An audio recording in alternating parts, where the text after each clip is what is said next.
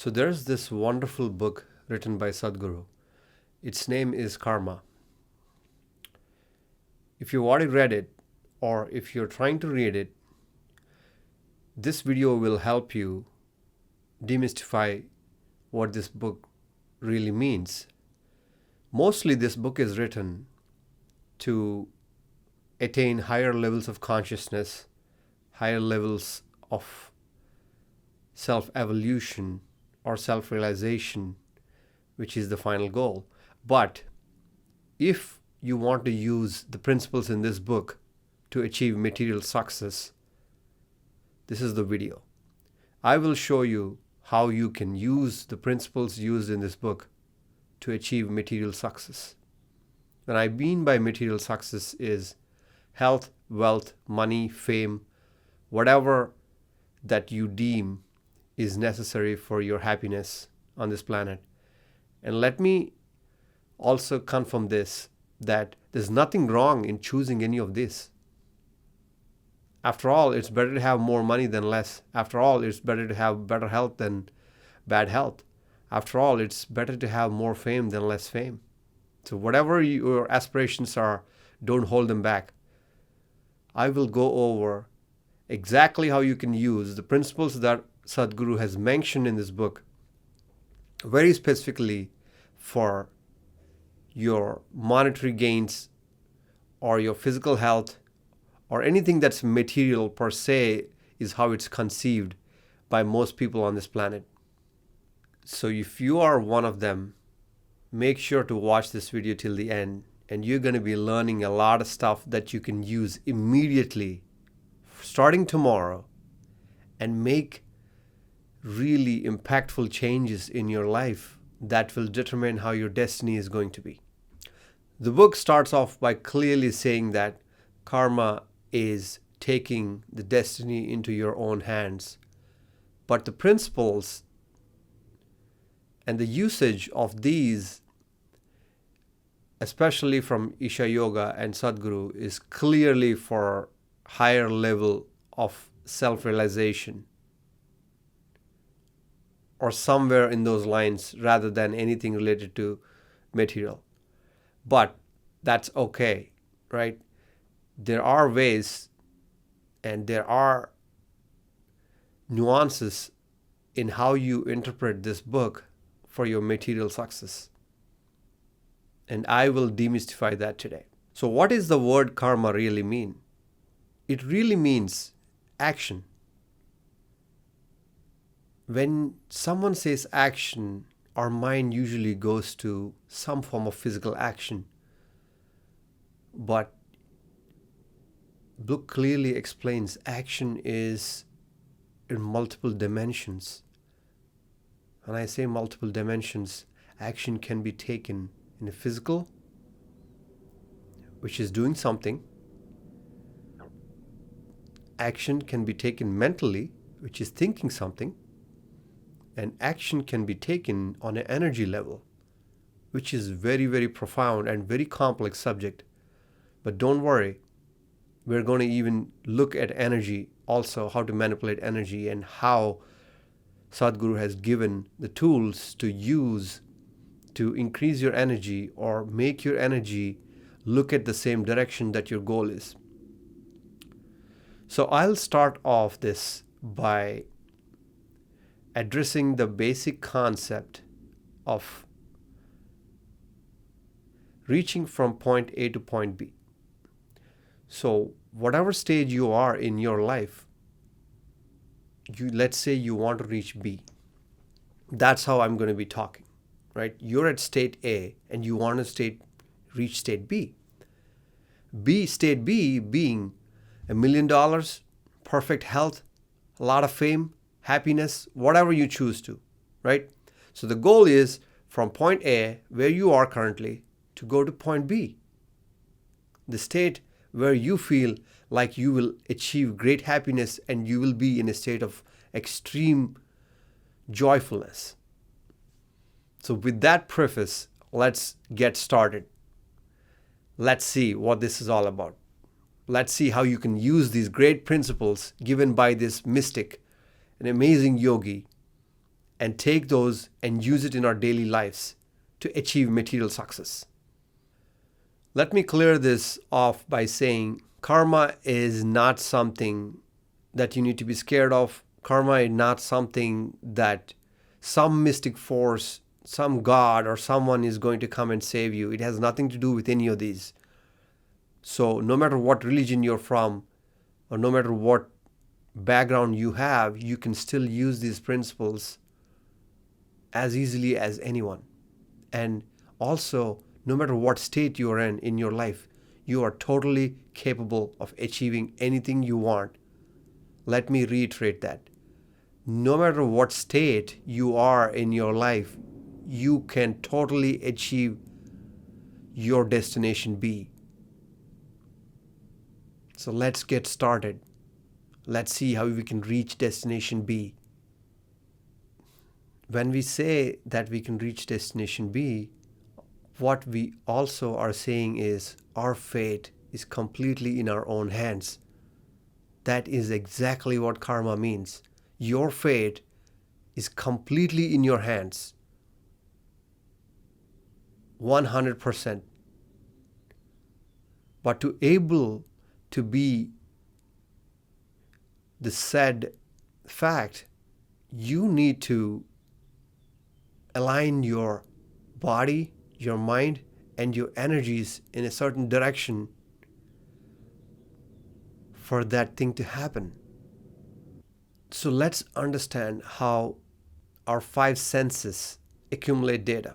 There has been an experiment done where if someone utters a strange language into your ear while you're sleeping, yes, that's right, while you're sleeping, subconsciously, even after a long period of time, I'm talking somewhere in the terms of years, 2-3 years later, it can be retrieved by your brain, even while you're sleeping, and a language that you don't understand. What does that mean? That means that the level of memory that is stored by your five senses is just phenomenal. Even while you're sleeping, these five senses collect data, so much data.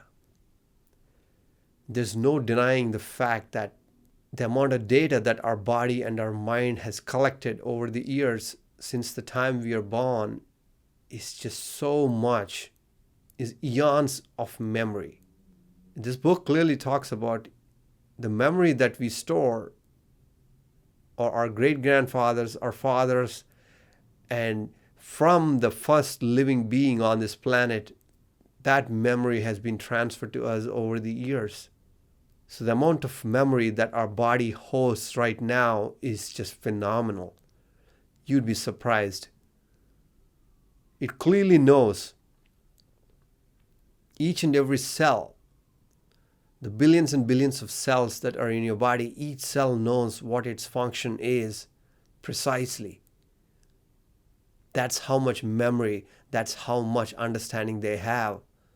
So if there's so much memory stored, that means most of the things that are happening are just happening automatically. Like, let's say you're driving a car. How do you drive a car? In the initial stages of learning, yes, you use your conscious mind, you start making choices, you start making decisions, but after a while, it's so autonomous, you don't even know. You don't even need to think. You can literally think two things while driving. And I can honestly tell you, anyone who knows how to drive just drives using his subconscious, not his conscious mind. And his conscious mind might be thinking of multiple different things, which is common because now you have delegated the task to someone else. Now your mind is free. You can start thinking about other things. That's how simple it is. Now, depending on the amount of physical, mental memory that you acquire over the years, that's how your software is created, like your driving capabilities, right? Over time, you acquired this, and that's your software now. Now you know how to drive. Just like that, how your thoughts and how your body is reacting to those thoughts are completely automatic, exactly like that. Now you know, just like driving a car, your mind and your body accumulates so much behavioral concepts that are inherent in you now. They say that at age of 35, 95% of the things that you do on a daily basis are autonomous, meaning are driven by your subconscious mind. Only 5% of these are done using your conscious mind. That means your thinking mind. Don't get me wrong, this is good. This is great because you can delegate all the tasks that you don't want.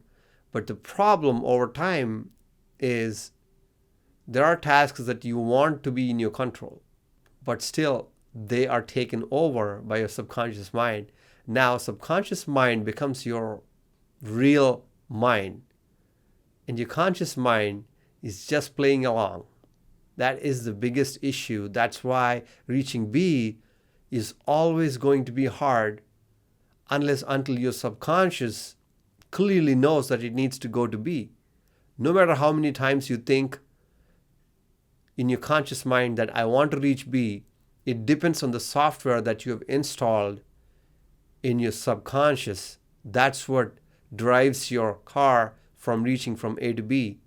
The only way to get to B, clearly explained in this book and many other books in the past, is you will need to upgrade your software. And the software that we are talking about is so complex because it's in 3 different levels. It's in the level of your mind, it's in the level of your body, and it's also in the level of your energies. I will explain these 3 very clearly and give you exactly the steps on how many people have achieved this on this planet and how you can also achieve this. Now, we all know if we feel something that excites us, we know how our mind reacts, how our body reacts. So we know, let's say you're thinking about food, your favorite food. Your body creates the chemicals, you start feeling the need to eat that food, right? The chemical reaction. Also, when you receive that food, your body is going to give you that gratification. When you put that food in your mouth, your body is going to just feel it, right? So now that food gets imprinted into your memory that this is a good food because you had a great experience. The same way, even bad experiences are memorized by your body even without you knowing. Let's say you hate somebody, and if that person passes right in front of you, even without your knowledge, trust me, even without your knowledge, your body creates the chemicals of hatred because you already have established the fact that you hate this person. That's exactly how your memory is wired for so long. Unless we break the chain and rewire that memory, you're not going to have any other feelings about this person. And the most scary thing is these emotions are not into your control. The moment he crosses you or you see him, it wires the same exact thoughts. Oh, this guy. And then your body starts producing the chemicals. Yeah, this is hatred. I hate this guy. And then again, your brain reaffirms the same concept. Oh yeah, we hate this guy. That vicious cycle keeps going on and on and on till you produce enough poison in your blood that becomes a memory and a habit and a behavior. Now, when we are talking about mind, body, and energy, we need to understand how to break all these 3 things, how to change our software on all these 3 levels so that we actually reach destination B without any issues. Or at least make it a higher probability. So this book talks about the fact that if your physical body is aligned towards your destination, the chances of you reaching your destination are about 20%. Now, if your physical body and your mind are aligned in the same direction, your chances of reaching the destination are 40 to 50%. And if energies are also aligned in the same direction, your chance of reaching destination B is actually 100%. And that's what we want to get to. All we're trying to do here is increase the probability that we could go from point A to point B with certainty. That's all there is in life.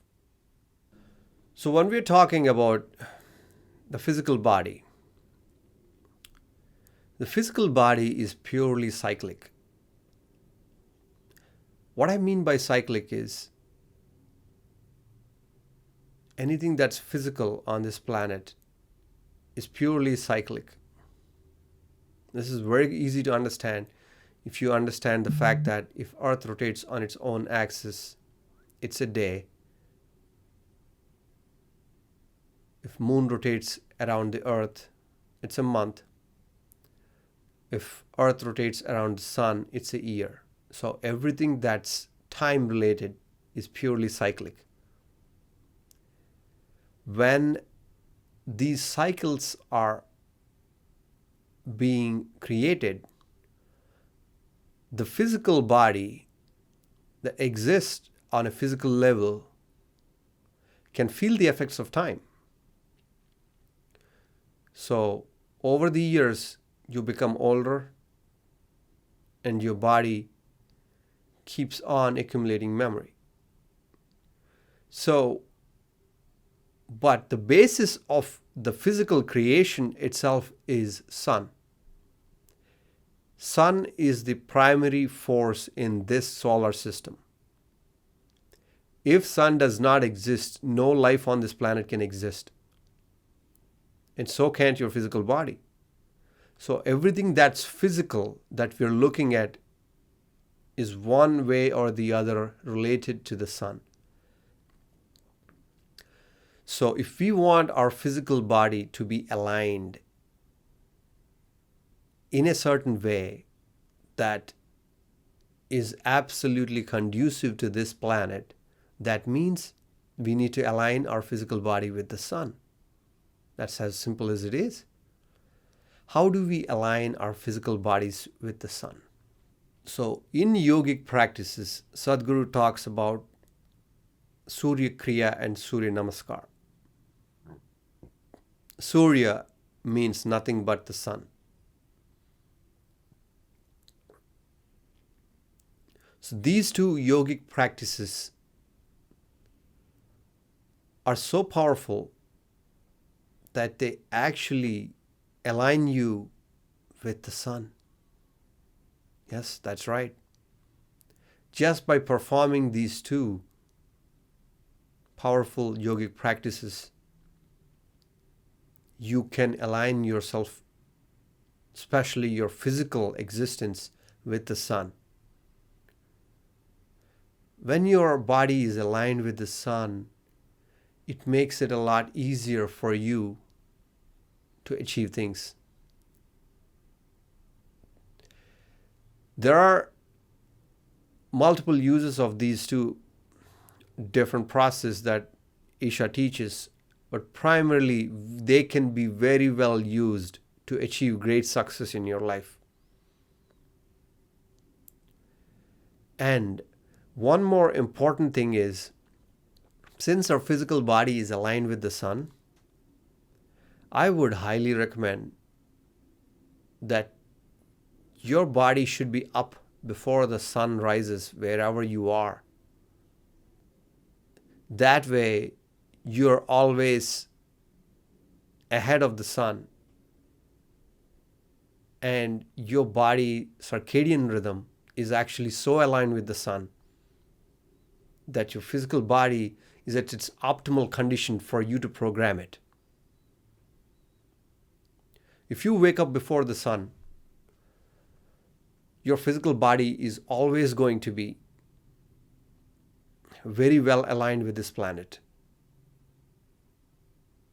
So these are the two things that I want to get off my chest before I even go into how we can really change the software. These are like precursors per se, the Surya Kriya and the Surya Namaskar. You can do one of them. I'll put the links in the description so you can go and check it out or sign up for Surya Kriya from Isha. This is so powerful that I might end up just doing a video on its own. That's how powerful this is. So I will let you experience it on your own and you'll know the changes. Mostly experiential is the best way to learn anything on this planet. And there you go. I'll leave it at that. Now, coming to the mind. Now, apart from Surya Kriya and Surya Namaskar,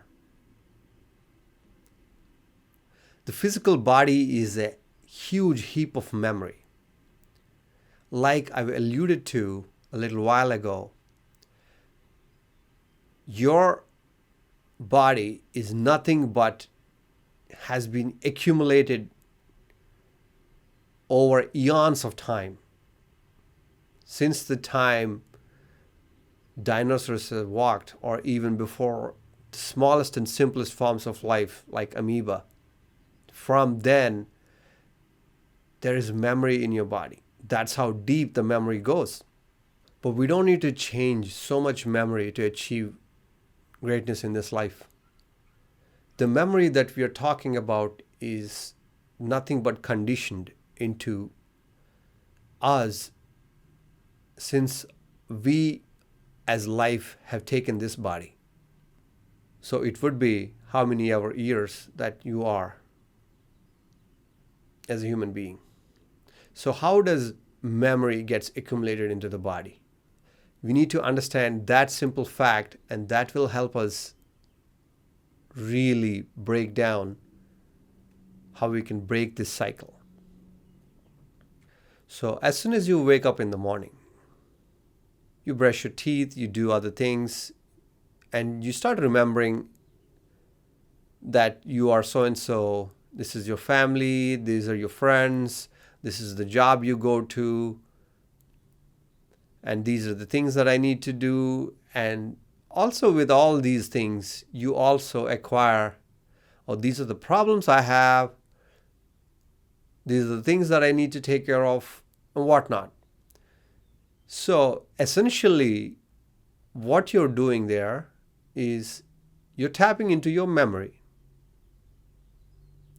and you are identifying yourself as this person, and you're taking over all his problems, all his good things, all his bad things, whatnot, everything. You're taking over everything that you're identifying yourself as that person from only the memory. That's the only connection for you with your past. If someone wipes your memory, you would not be able to recognize any of these things. You don't know who you are, you don't know what you do, even though your physical body exists. You don't know any of these things. So when memory reminds you of all these things, what you do is, let's say you need to do an important project or something work-related that you need to get done, and you've been stressed about it. So your brain tells you, oh, hey, buddy, you need to get these things done today, and it looks like it's a stressful job. The moment you say that, or the moment you think, your body creates a stress chemical. That's the natural reaction of the body. So your body creates a stress chemical, and that stress chemical now in turn, since your body has so much stress chemical in your blood, your brain starts thinking even more stress because it gets a feedback from your blood. Hey, this guy's stressed. So when that happens, your brain creates more stressful thoughts and your body creates more stressful emotions. This vicious cycle now gets imprinted on you. Next time, in 2-3 weeks, let's say you need to do the exact same project or something similar. Now you don't need to go through that much trouble to attain the level of stress that you attained 3 weeks ago. Just a simple thought that, hey, this project might be similar to that is enough for your body to just bombard yourself with the same memory and the same amount of stress 3 weeks ago that you had for a type of project that you have accustomed your body to create some stress. This is how patterns work. The way that you will reach your destination B is only if these patterns that we're talking about here are actually helping you to reach destination B. Otherwise, now these patterns are so subconscious that you don't even know where they're taking you. It's automatic. That's how powerful these simple habits or simple ways that you condition your body over time. So how do we break this cycle? The simplest thing is, next time when your brain tells you, hey, this project is similar to the project that we have in the past where we have seen so much pain, you stop your brain. What I mean by that is you stop your thought. You catch yourself. You need to do this consciously. Otherwise, that thought is going to take its own life. You don't want it to just go habitual.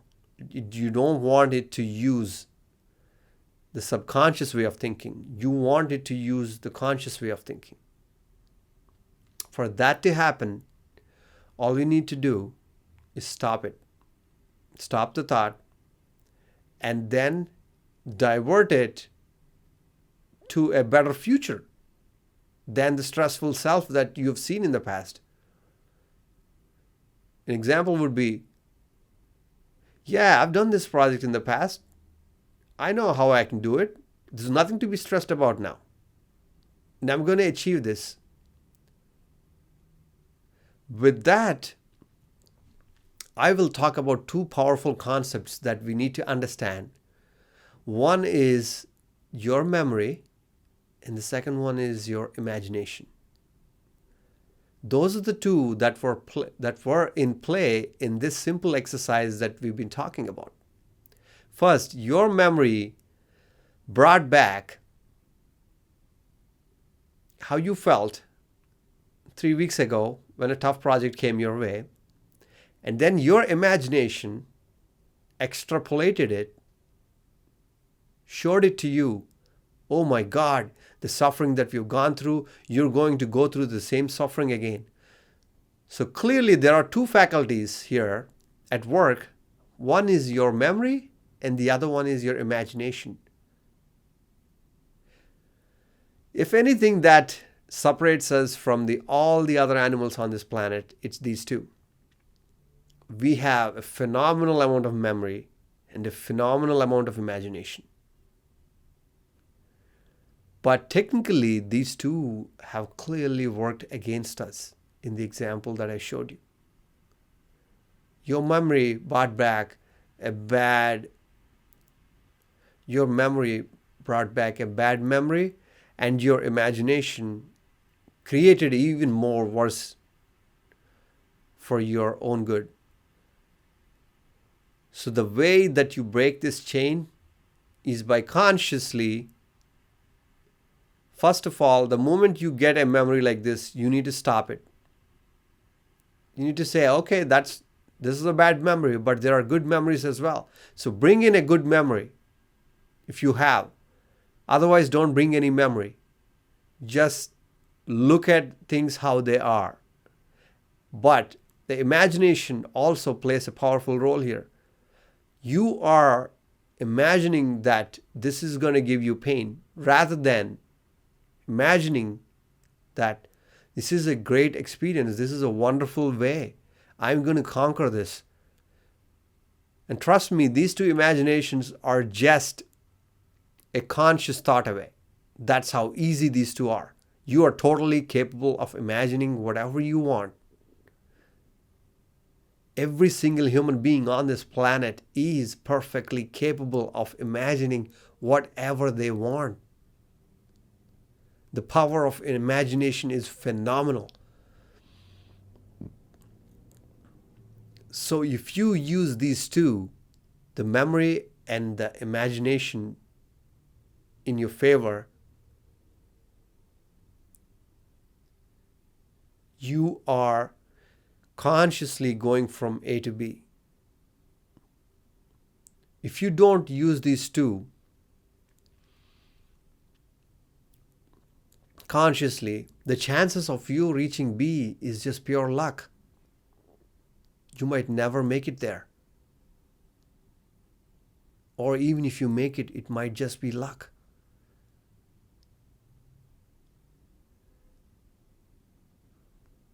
It's always better to create your own future the way you want it.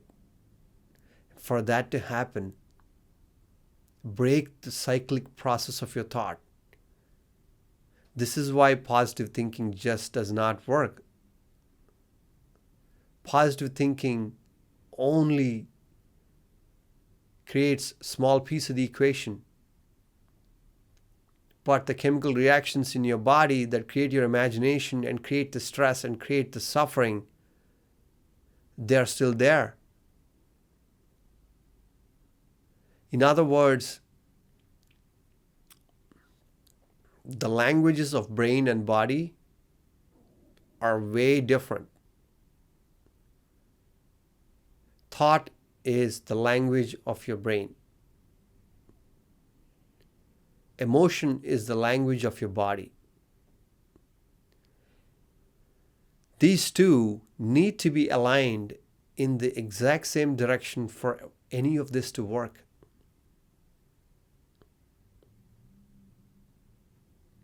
That is why it's so important to have a plan in place. As soon as you wake up every single day, you need to break yourself. You need to break your loop, the same loop that you've been playing. Because if you play with that loop, you are nothing but living your past. You are living nothing but the dead self of you. Past is history. Your past has nothing to do with your future. Because your future is purely under your control. No matter what happened in your past, no matter you've gone through so much troubles, it might sure feel like it's the hardest you've ever been. It's the lowest point in your life. But that has nothing to do with it, because your imagination is still your greatest strength. Your memory is still your greatest faculty. Break the chain. This is number one. We need to break the chains. As soon as we wake up in the morning, the first thing you do, anytime your brain throws a negative thought towards you, stop it and change it into what you want.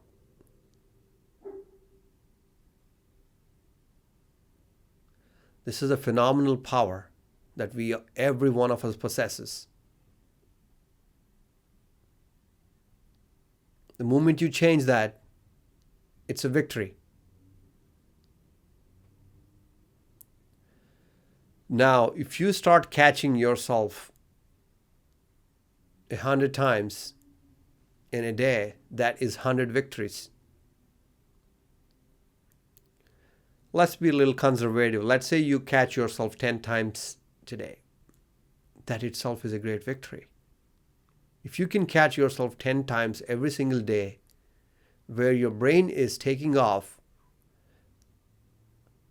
in a direction that you don't want to go, and your emotions in your body are created which are not what you want to be, there's a big caveat here. When I say the emotions that you don't want to be, what I mean is the emotions that you don't want so that you can reach your destination B. But technically, your body wants these emotions. I'll give you a small example about this. Let's say it's 10 o'clock one day and you were able to control all your emotions till then.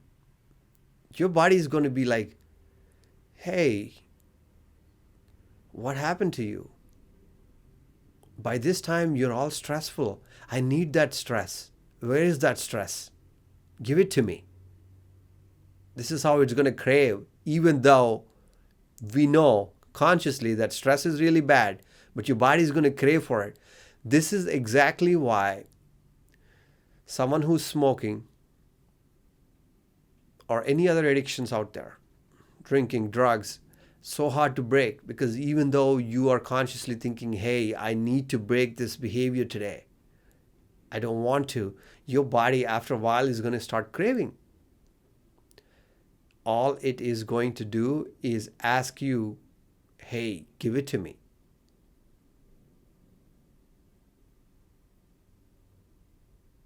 I hope this makes sense. The same thing, the same principle applies to your thoughts, your little things that you do on a daily basis. Your body wants those chemicals. The only difference is in a cigarette or a drug, you are taking the substance from externally, but which internally your body creates. Still, the dopamine and all the other enhancers that you feel, the high that you feel is still created by the body, even though you ingest an external substance. The same thing here. Your thought creates an emotion, which in turn your body uses to generate a chemical that feels good to you, that feels good to your body. Even though you hate the feeling of being stressful, even though you hate the feeling of being hateful, your body still loves it and it's going to crave for it. So that is why this is so hard. If you want to reach your destination B, the only way is to stop your brain immediately when you get a thought that is not aligned, that will not take you to destination B. You need to recognize that, you need to stop the thought, and at the same time, create an imagination of a wonderful future. These two are perfectly capable qualities of your brain. The moment you do this, your body is going to get used to the new euphoria. It's going to get used to the new high that you're giving it, which is the promised future of going to be. Once your body gets used to the high that you're giving it, the comfort that you're giving it, hey, one day we are going to be at B. Now it understands. Now you are the master because you are taming your body and your brain. You are consciously taming them. Instead of they taming you, instead of they taking you in control and asking you to give the chemical they want, now you are giving them what you want and making them feel that this is the right thing. This is what you want. By making this simple change, you are going to perfectly alter the chemistry, the brain and the body, in a very, very powerful way. This is nothing but a new habit now. And habit over time turns into a behavior. And that behavior turns into you, the personality of who you are. Phenomenal, isn't it? Another powerful way to break the memory of your body, the stress, the hatred, all these other little nuances that your body has acquired over time, is by doing another powerful Isha Yoga process called Anga Maradana. This is purely physical. Even the benefits that you come to receive from this physically are phenomenal. When you perform Anga Maradana, again, the name might be new to some people, and it might be something that you're familiar with or you might have heard. I'm going to put a link in the description, so check it over. This phenomenal yogic process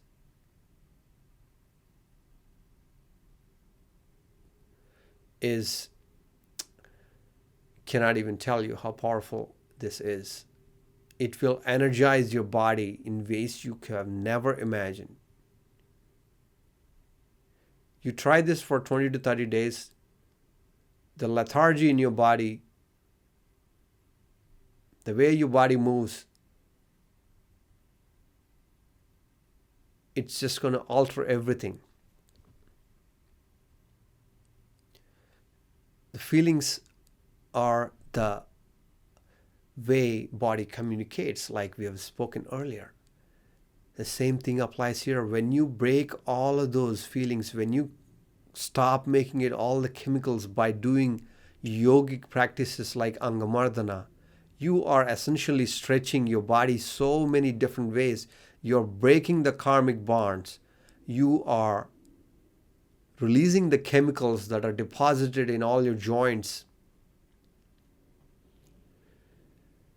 By doing that, you're doing yourself a great favor. You are eliminating so much toxic waste in your blood and in your body, in your memory. The whole basis of yoga is to be something more than who you are. Be in union with the universe.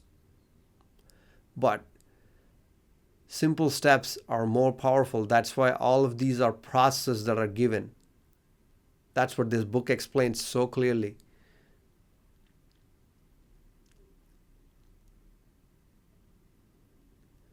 Again, Anga Maradana is something so phenomenal. You should use these tools to your advantage and break the physical manifestation of your karmic bonds. It will revitalize you. It will re-energize you. It will make you a new human being, which is all we want. In order to reach destination B, you need to be someone who is capable of acquiring the destination B, which in turns mean you can't be the same person that you are at destination A. The person who is at destination A only deserves destination A. If you want to be someone who is at destination B, you need to be someone new. You need to be the person who deserves destination B. For that to happen, you will need to break the bonds, break the karmic bonds. One of the easiest way, without thinking, without using your brain, is just by doing Anga Maradana. It will break away a lot of your physical bonds and let your brain focus much more on the things that we have spoken. You'll be able to use it to your advantage. You can stop yourself multiple times in a day whenever your brain is wandering off to another destination other than B. And stop it and use your greatest faculties. And stop it and use your greatest faculties, the memory and your imagination, in your favor. Another important thing to note is every single day you wake up, you have absolute opportunity to reach destination B.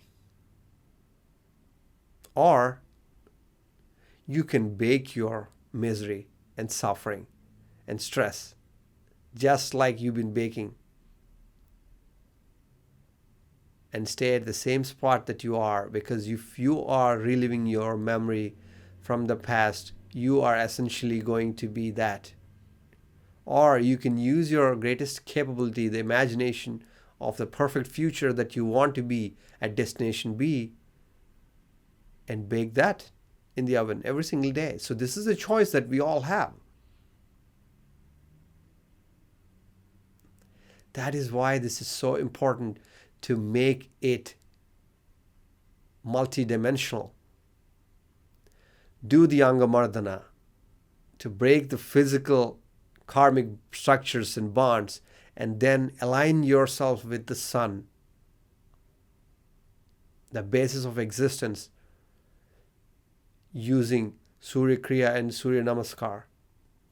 By doing these things, now you are eliminating a lot of your physical blocks that you have, which in turn will allow your mind to actually much easily focus.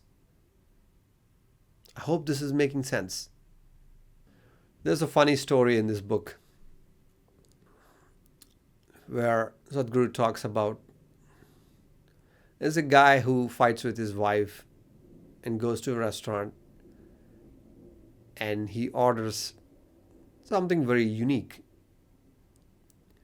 He asks for, even though the food that his wife makes is not tasty, he wants that specific food from the restaurant. He tells them, make it this specific way. And the waiter actually replies to him saying that, hey, why would you want to eat these? We make great breakfast here, and we make the best coffee. Why are you asking for this low-grade coffee and this watered-down coffee and this not that tasteful breakfast? That's because, he's been used to that all his life. Since his marriage, he's been eating that food from his wife.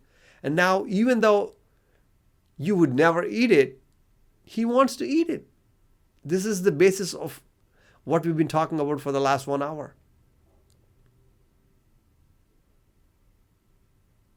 Even though we know it's not the right thing, we still do it because our body is used to it. It's habituated in us.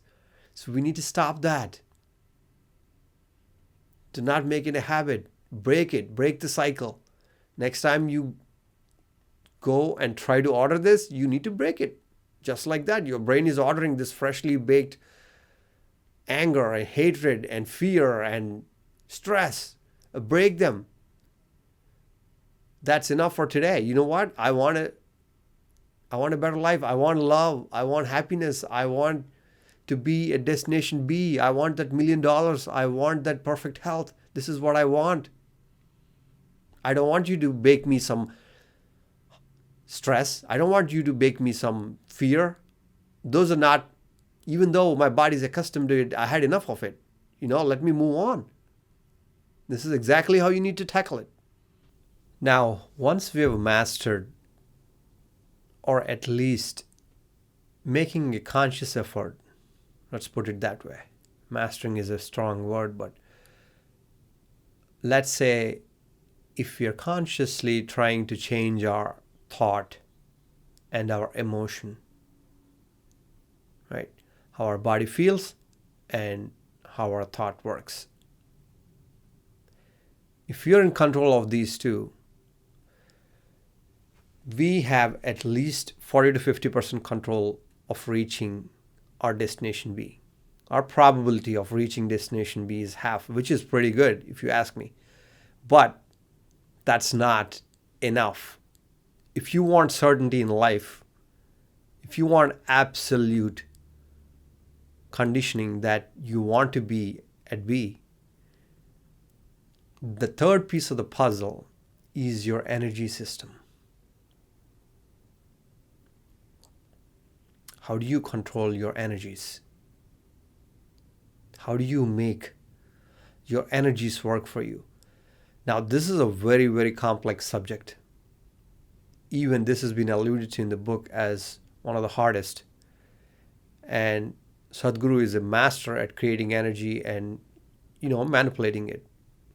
Like we've seen lot of his work, if you go to Wiki and look at all this work, all of these things, they take up a lot of energy. These are energy bodies. So obviously he knows how to create a lot of energy, but the energy he is trying to create here is for most of the time for self-realization, for being a higher being, rather than achieving your material goals. But that's not what we're here for. We are here to learn how we can achieve those material goals using the energies, the energy system per se.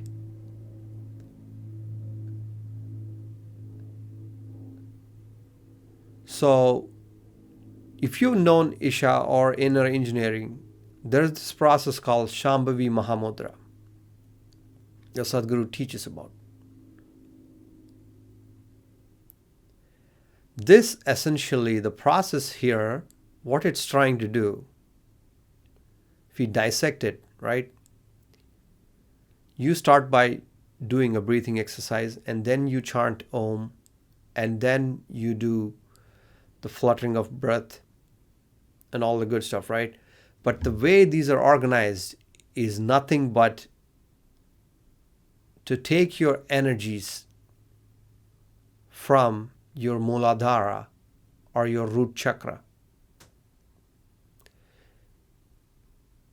If your energies are in your root chakra, you are a slave pretty much to your habits.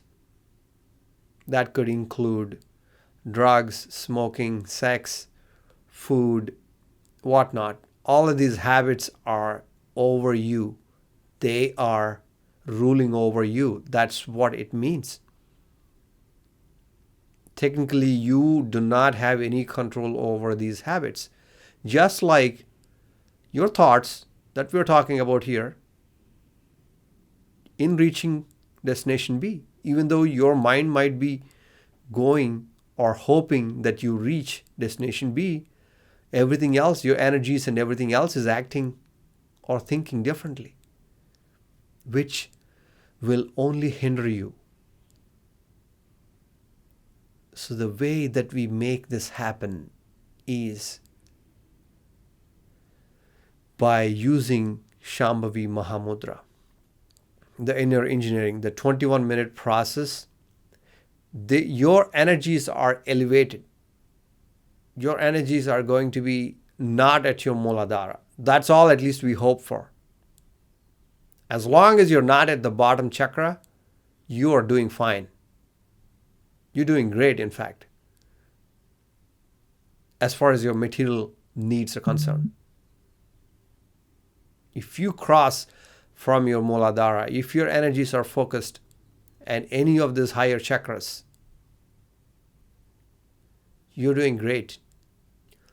This is one way of moving your energies to a higher level. Or you could do a lot of good stuff, right? Being awake on the Shivratris, right? Trying to get your energies up higher when there's a natural upsurge of energy on this entire planet. So these are the things that we can do. But there's another way also mentally that you can make your focus onto a certain thing. It's like the chicken and the egg story. This is like the chicken and the egg story. The other way is to focus your energies only on the thing that you really, really want. This is what most people who achieve greatness on this planet, at least materially, do. Someone like Elon Musk, someone like Jeff Bezos, all of these great entrepreneurs, what do? They are so obsessed about achieving something that all of their energy is actually at a chakra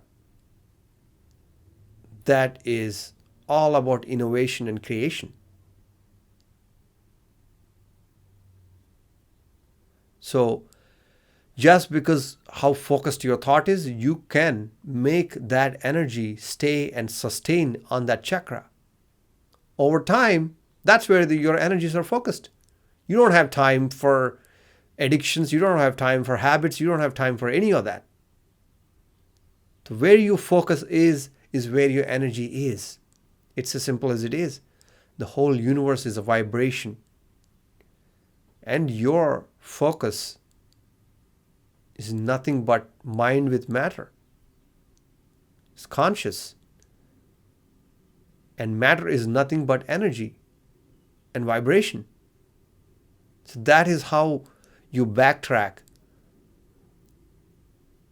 to get to your most focused aspects on a certain chakra. So you need to focus on the exact material thing that you want 24/7. You should be so obsessed you can't sleep. Everything you do, every single step you take should be in that direction. That's how you focus your energies.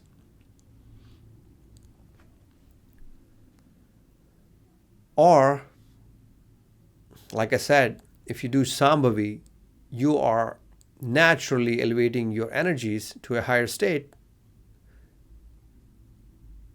So it's much more easier now to focus. So anyone who does Shambhavi knows this. If you do it for more than 45 days or 48 days, your body will be at a different level. Your mind will be at a different level. You perceive things. You read between the lines. Because you become more conscious. You are not as compulsive as you used to be.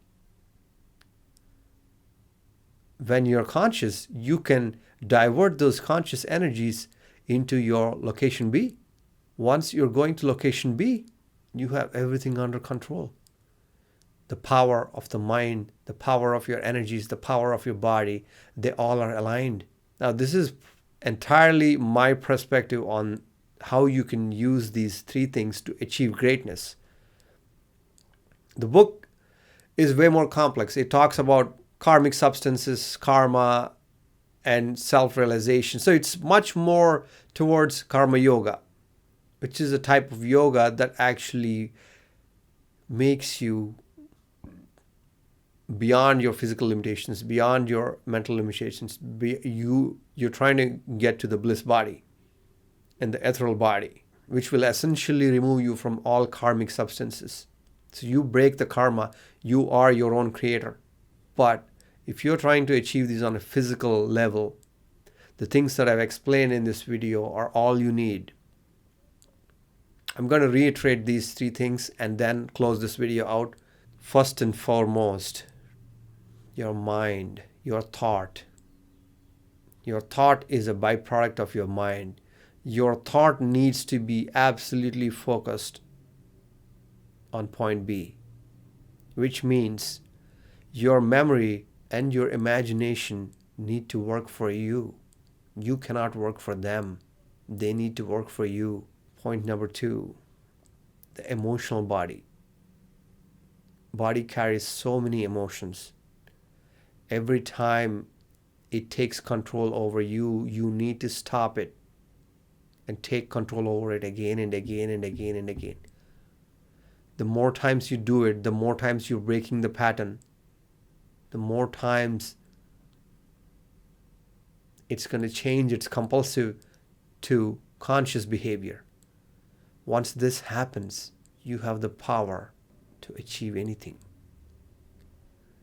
Now, with those two in your back pocket,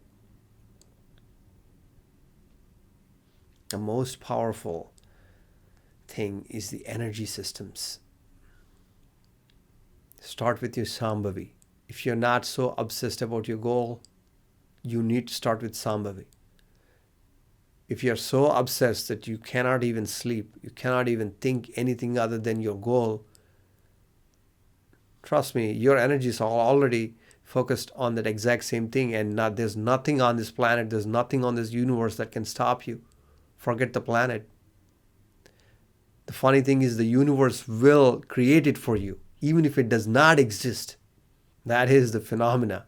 That's the most profound statement ever. If there is something that you want with your mind, body, and your energy, even if it does not exist in this universe, it will be created for you. So think about that for a second. We are merely trying to achieve some money, some health, basic essential things in life. But if you think about this at a much more granular level, you are able to create something that does not even exist. The power that we have is gravely underestimated. The power that every human being on this planet possesses is gravely underestimated because we are mind with matter. Essentially, that means is this is capable of changing the matter structure in whichever way you want just by using your mind. You can manifest anything into your reality. If you use your mind, your body, and your energies and align them in the certain direction, unwavered, unrelenting. That's how powerful this is. I hope everyone learned something that they can take immediately and apply tomorrow in their lives. I'm really grateful for the knowledge that I've gained from this book and numerous other books and the great people that have given us this knowledge and understanding that essentially I've been lacking all my life. The power is within us. The knowledge is out there. We just need to go ahead and implement these things, and this will change the way we look at things. This will change our lives. This will create anything you want in this universe. With that thought, I'm going to end this video.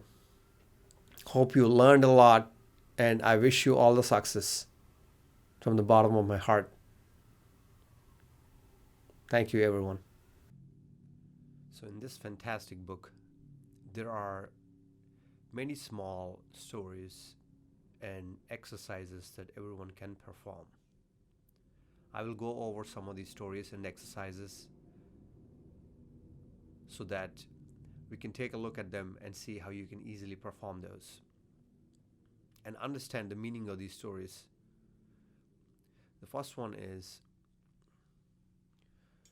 Sadguru talks about a pope is traveling somewhere in Texas, and he's in a pretty good car. The car is a really nice one. So the pope gets tempted, and he was hoping he could drive the car. So he asks the chauffeur, "Hey, can you sit in the back seat and I will try to drive the car? I would like to drive the car." So the chauffeur sits in the back seat and the pope is driving the car. Now he starts speeding, obviously because he's really enjoying his experience. And he starts speeding. He starts going from 70 to 80 to 90 and what so, right? So he starts increasing his speed. And obviously he gets caught by the cops. When he gets caught by the cops, a cop looks at it and he doesn't even know what to do. So he calls his upper management. He says, "I think there is really someone big here that, we have." And the person at the office responds saying, "Who can be? Is it the president of the US?" It's like, "No, someone much bigger." So the back and forth goes on and on and on. The person who caught the Pope speeding keeps telling that this guy is much bigger, this guy is much bigger. And finally, the question needs the answer, and the person who is explaining the situation to the cop in the office says that, "I really don't know who the person is, but apparently he has the Pope as his chauffeur." So that's a funny story. At the end of the day, here's what's happening, right? How we relate this story to our daily lives. That is the most important thing. So the way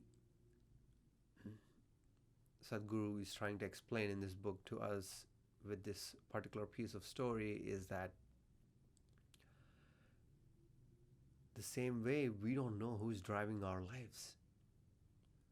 Most of the time, we are just so unconsciously letting our body and mind drive our life without even knowing where we're heading.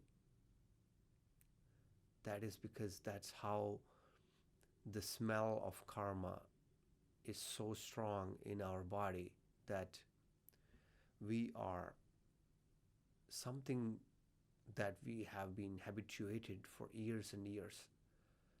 So we really don't know who we are at this point, if you ask me the truth. We've been living someone else's life. So every single day, there are changes in our behaviors. So who we are born on this planet, however long ago, has shifted. And over time, we are accumulating this memory, and that memory is taking over the charge, and that is leading us in every single direction. So we are not really clear who we are anymore. The only way to break that chain is by consciously making an effort to be the person who is making every single choice with conscious effort rather than compulsive nature. Because the compulsion comes from your mind's accumulation of information and your body's accumulation of information. This is what is called as vasana or smell in this book. The smell becomes so strong that we become the smell itself, and that takes over who we are. To be able to break that chain and to be able to come out of something else that's taking over us, the only way is to break the cycle.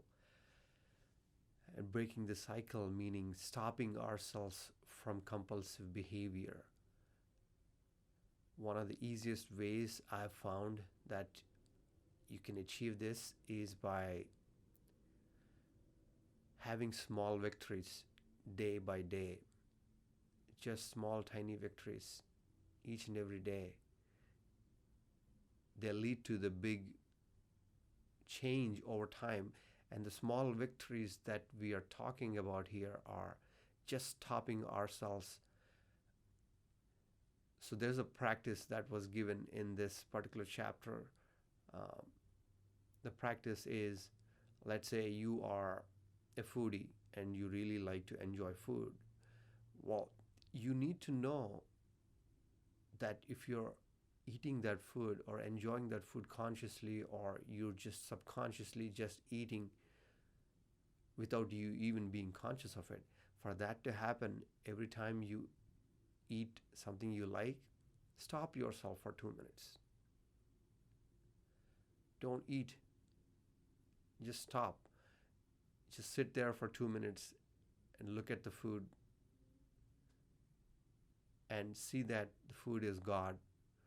The food is something that is providing you the life energies that are making you live, right?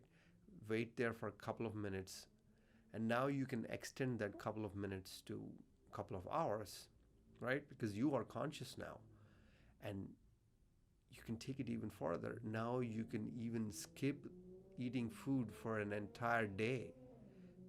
This is what is very well explained in this particular sadhana, where now you are making your own actions instead of letting the compulsive behavior of your body, of your craving for that food, take over and not even realize that you're enjoying the food. Rather, when you do this, you are making yourself the experience of eating food enjoyable as well as purely conscious. This is a very powerful way of breaking your habit. There are other ways that a lot of people have expressed this, and I don't think this is the only way. So there are other ways that you can use this. That is, every time you do or your body feels, try to catch yourself. Try to catch yourself. This is going to be hard at first, but you can easily achieve this. Like, I've done it many times over the past 3-4 years, and I've seen remarkable results. So the thing is, let's say you see someone you hate. The first thing your body informs you is, oh, you need to hate them. As soon as you get that feeling, you need to stop yourself and think, why am I really hating? Is this really conscious or unconscious? So you will easily realize that it's purely unconscious.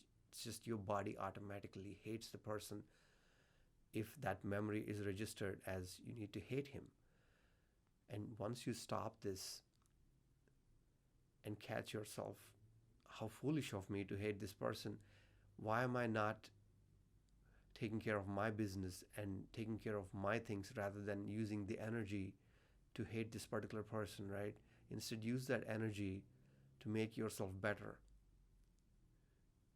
Use that energy to do something productive rather than hating this person. With that understanding, if you're conscious of that and if you stop yourself multiple times, now those are victories. Those are beautiful victories. You take enough of those victories, now they become habits. Habitually, now you cannot hate anyone because over time you're stopping yourself from doing these things to yourself. When you hate someone, the chemicals that your body produces, the best way to describe them is they are not going to help you grow in life. So why create those chemicals? Those chemicals are completely negating the effect of your chance of getting somewhere better. So why create those chemicals and slow your progress? Like we were talking about, from destination A to destination B, your destination B is going to be far away if you start using these chemicals. The same thing with fear. Fear is a much bigger thing. It creates poison in the blood. It creates so much self-awareness in your body that your body becomes the fear and you can't get rid of it. So this is essential. Fear is very essential. If we are living in a forest and there is a lion that's hunting us, that is absolutely essential because we need to be fearful so that the blood in our body goes to our limbs. Essentially, that's what fear does, right? It takes our blood and takes it to the limbs so that we can run and use our hands to do something very physical to escape that beast that's been hunting us.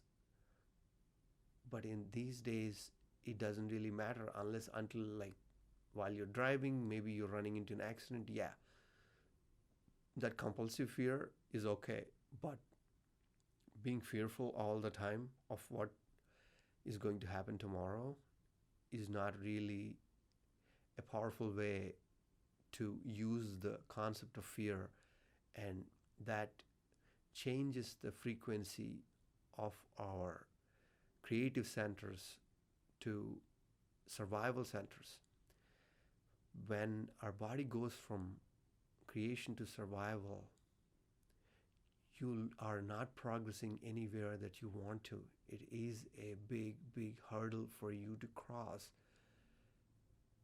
to be able to get to be. That's why it's so important for us to check these feelings. Anytime you start feeling fear, anger, hatred, jealousy, ego, all of this are just essentially taking away the vital life force that you have, the energy that you have. If you look at most of the successful people on this planet, be it Warren Buffett, be it Bill Gates, be it Elon Musk, anyone who has achieved greatness on this planet, you will clearly see that they don't have time for these emotions. They don't invest their time in these emotions, which are counterproductive. So it's about time we understand how to break these behaviors and make it a habit every single day to catch ourselves. Now, in the beginning, it might be a little harder to be able to catch yourself, but that's okay, right? Nothing is built in a day. Same with our habits. Now, these habits are created in our bodies for over a long period of time. To be able to break them, it will take some effort. It will take some time, but eventually you will cross that river. And when you cross that river, trust me, the happiness is going to be amazing. Because now you are conquering yourself. You're conquering your body. You're taking control over the master. You becoming the master again. All these years your body has been controlling you. It's telling you, hey, this is the time to be fearful. This is the time to be angry. This is the time to be hating. This is the time to be jealous. But now, once you've taken control over all of this, you achieved something amazing. That is the basis of how we can transform our vasana, our smell.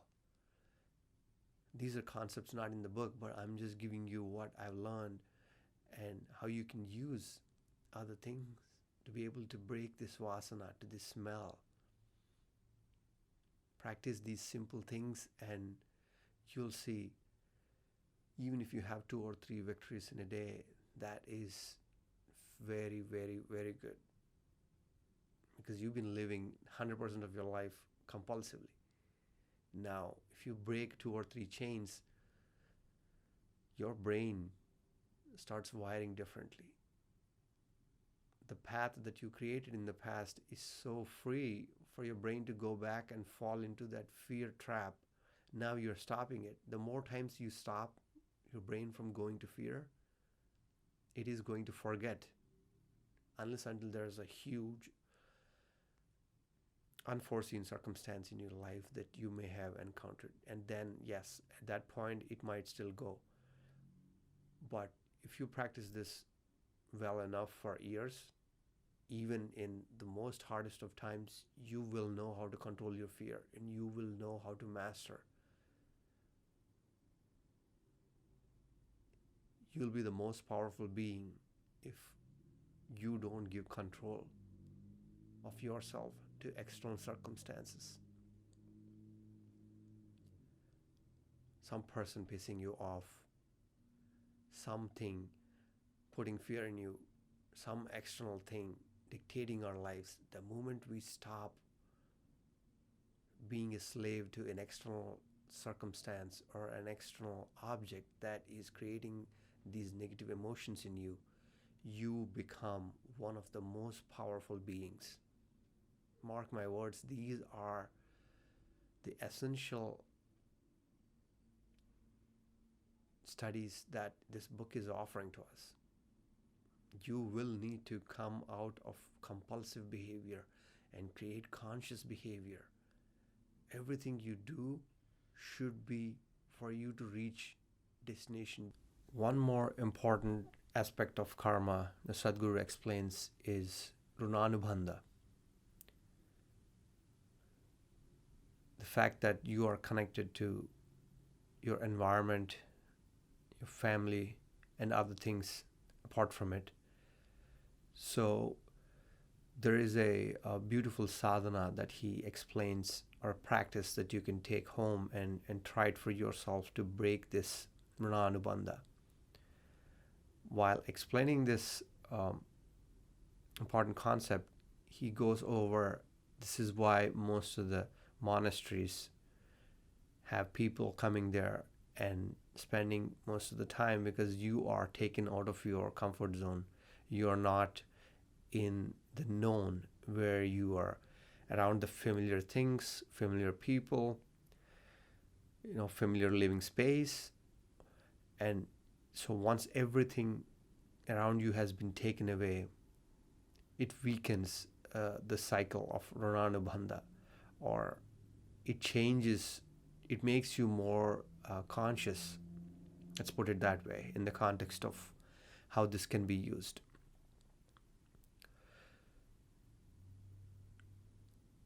So he talks about going somewhere, right? Going to some place where it's very unique to you, very new to you, what you have never experienced before. What this will do is it will break the chains of your compulsive behavior.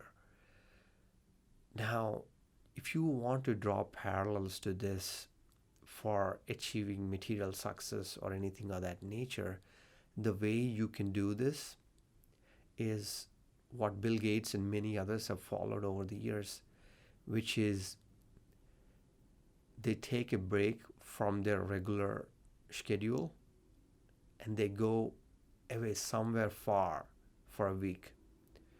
No communication, no cell phones, nothing. They try to go so far away so that in that week their mind is creating something new. They are bound to see less communication from people they know, less communication from the things around them, less understanding of the comforts they were having when they were living in the place that they've been living for years. So using these sessions, Bill Gates actually said that most of the ideas that he has achieved or he has implemented in Microsoft came from these sessions. So obviously there's a lot of power to this. When you take away your outside circumstances, when you get away from everything, there is a calmness to it. There is a sense in you that will make you tap into the hidden potentials that you have, coming up with new ideas, especially if you want to come up with a new idea for your business or anything, your career. It's just really, really useful to have this kind of self-introspection, getting away from everything, especially no communication. Take a vacation and stay there for a week.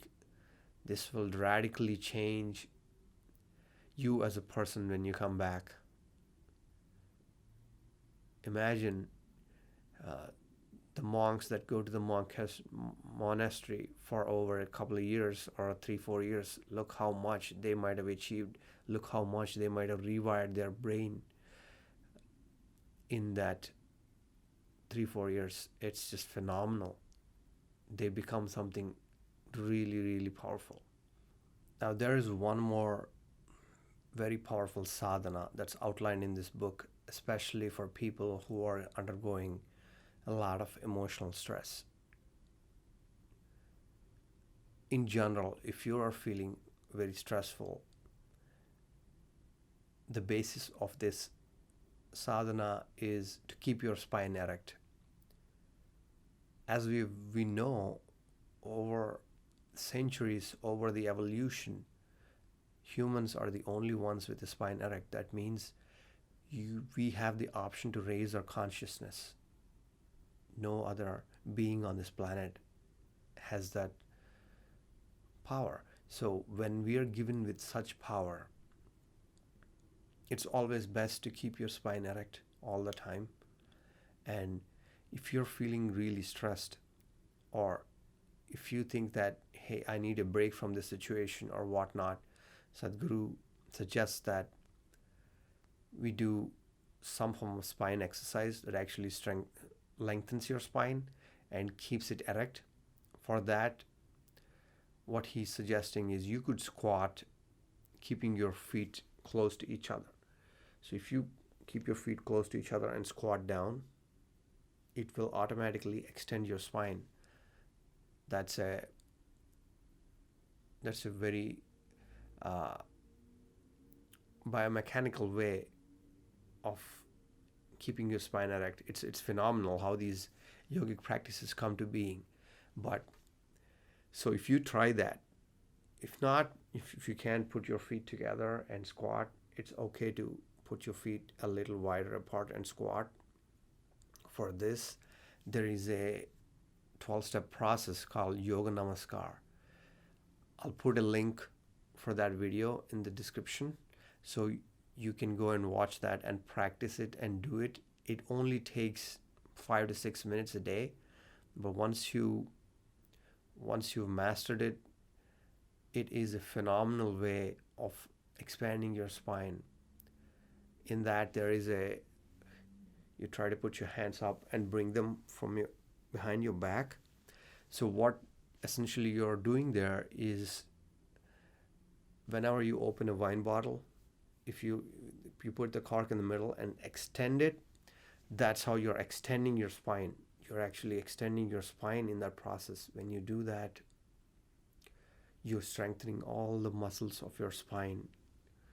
So this is just a simple process, but the power that it generates and increases your awareness, because the moment your spine is erect, your energies are flowing upward. Your energies are flowing from your bottom chakra to your top chakra, from your Muladhara to Sahasrara. You're at least giving it an environment for your body to have the natural upsurge of energy. This is the primary reason why Sadguru advises people to stay awake on a Shivratri night, right? That's because there is much more natural upsurge of energy on that day. And as we've spoken so elaborately in this video, energies are so powerful. The moment you energies are going up, things will happen without you even lifting a finger. That's how powerful energy is in this context.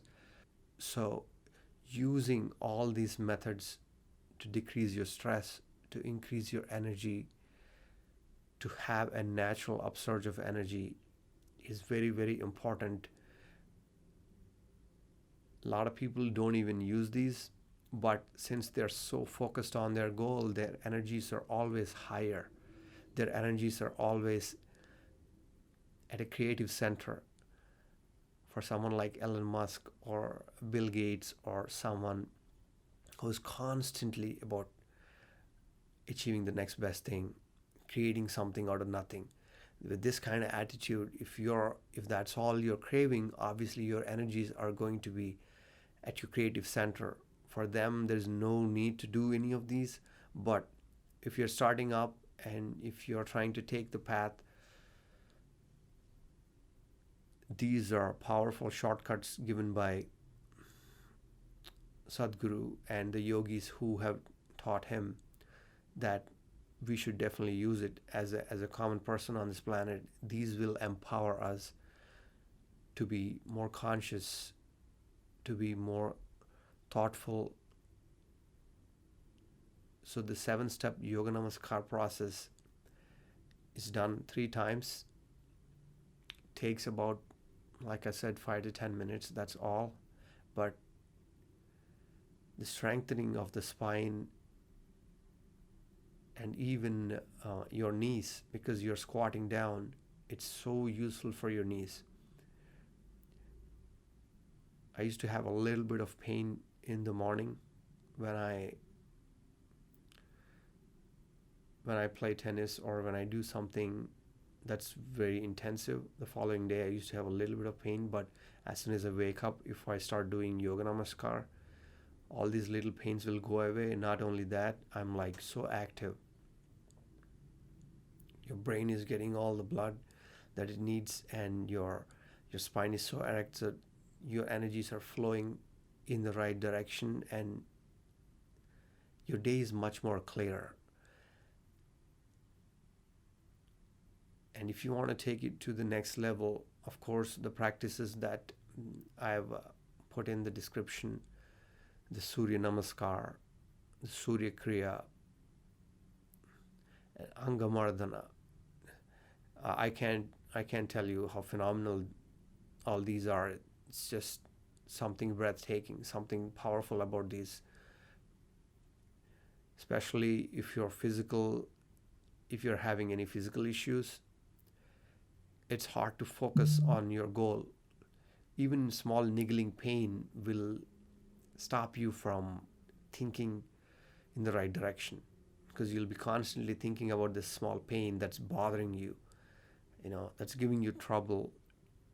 Instead, you should be focusing on your goals. So for these, Anga Maradana is so beautifully crafted process that you should try this. If you're having any ailments in your body, you should try this. Do not take my word for it, but just go try it and you will see for yourself, because most of these things are experiential. No matter how much I try to explain you, it doesn't make a difference. I can clearly see the difference in my days when I do Anga Maradana and the days I do not do Anga Maradana. Anga Maradana just takes your spinal strength to a whole different level. It increases your energies to such a great level that you don't even think about being lazy for the day. You have so much energy that you can keep going on and on and on. Literally, you can keep going on and on and on.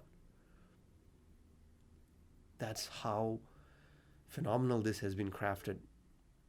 I was really surprised. I just went into this class just like anyone else, trying to see, where I go. But after 45 days of doing this, after taking the class, the amount of strength it has given me, the amount of focus it has given me, it is just phenomenal. I don't really look at the outcome as much because I have so much energy. I can just keep doing it.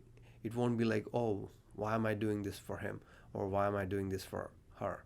It won't be in that context, because you have so much energy.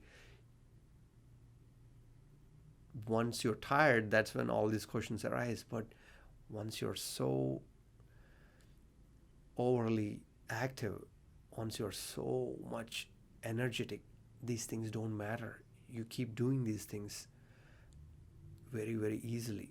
So that's one thing I've realized during this process. It is just phenomenal way of strengthening your spine and keeping those life energies upward surging.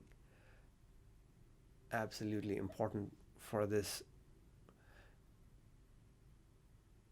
for our process of material needs, because if you want to go from A to B, you need to be performing at your topmost level.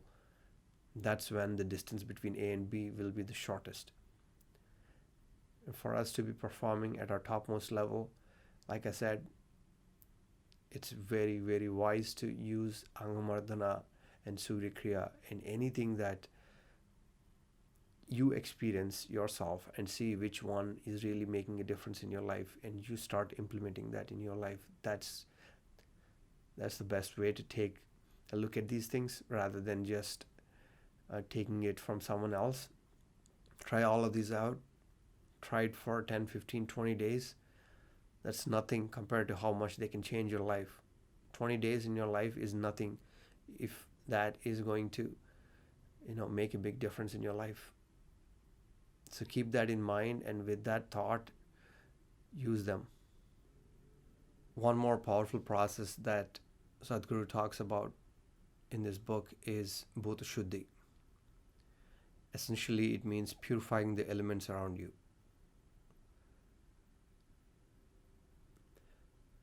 So all the 5 elements that are a basis for our existence on this planet: fire, earth, water, sound, and space. all of these 5 essential elements that we have, they can be purified, right? So I think the process of this is very, very simple. If I want to break it down to the most simplest of ways, look at everything that's keeping you alive on this planet with utmost respect.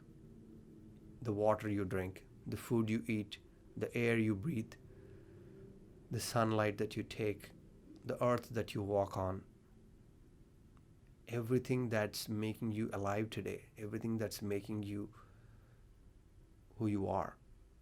Without these, you will not be able to exist even a day. So gratitude is a very powerful emotion.